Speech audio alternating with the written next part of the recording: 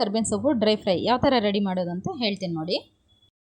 Hi friends, welcome to my channel. ಇವತ್ತು ಆಲೂಗೆಡ್ಡೆ ಕರ್ಬೇವಿನ ಸೊಪ್ಪು ಹಾಕಿ ಫ್ರೈ ಮಾಡ್ತೀನಿ. ಆಲೂಗೆಡ್ಡೆ ಬೇಯಿಸ್ಕೊಂಡು ಈ ಥರ ಕಟ್ ಮಾಡಿ ಇಟ್ಕೊಳ್ಳಿ. ಕರ್ಬೇವಿನ ಸೊಪ್ಪು, ಉದ್ದಿನ ಕಾಳು, ಜೀರಿಗೆ, ಒಣಗಿದ ಮೆಣಸಿನ್ಕಾಯಿ, ಧನಿಯಾ, ಆಯಿಲು, ಸಾಲ್ಟು.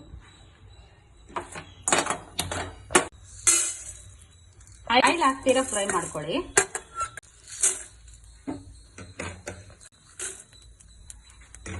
ಫ್ರೈ ಆಗಿದೆ, ಸ್ಟವ್ ಆಫ್ ಮಾಡಿಕೊಂಡು ಏನು ಗ್ರೈಂಡ್ ಮಾಡ್ಕೊಳ್ಳೋಣ. ಗ್ರೈಂಡ್ ಮಾಡೋಣ. 3 ಸ್ಪೂನ್ ಅಷ್ಟು ಆಯಿಲ್ ಹಾಕೊಳ್ಳಿ.